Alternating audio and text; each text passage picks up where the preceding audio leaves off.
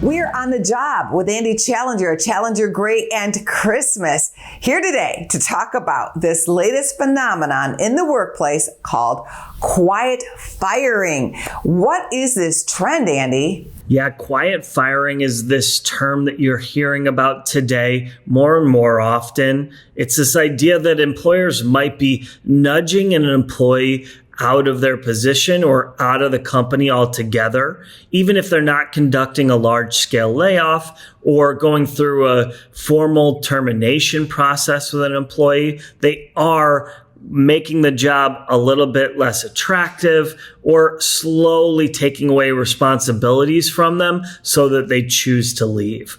This is sometimes seen in cases where a company feels they can't fire somebody directly for one reason or another, or because the overall economy is causing them to have to do some cost cutting and they'd rather do it this way than something more appropriate and formal. What are some signs that someone is being quietly nudged out of a job? Yeah, as an employee, there are a few things you can watch out for to signal whether or not you're being nudged out of an organization, whether you're being quietly fired. They usually have to do with job responsibilities, compensation, working conditions, or even just the communication with your supervisor.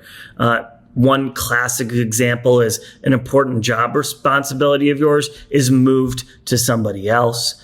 Your boss just isn't talking to you as often as they used to. You're being left out of important meetings and you hear about them through other coworkers. And then there's some things that are a little bit more obvious, like changing your regular work hours or forcing a relocation if you want to keep the role. These are the types of things that you might see an employer do if they want you to be exiting the organization on your own. If someone does see the signs, what do you recommend? If you do recognize some of these signals of quiet firing happening to you in your current role or in your company, I do recommend starting a job search very quickly. Could potentially look for other roles within the organization, hopefully reporting to a different manager.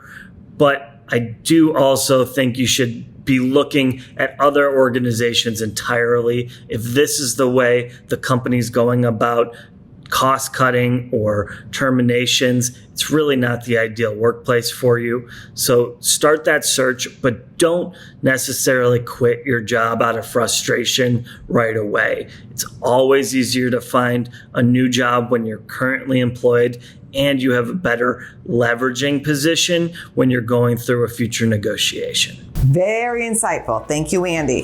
Thanks for having me on, Angie. Go to businessfirstam.com for where to see our show on TV.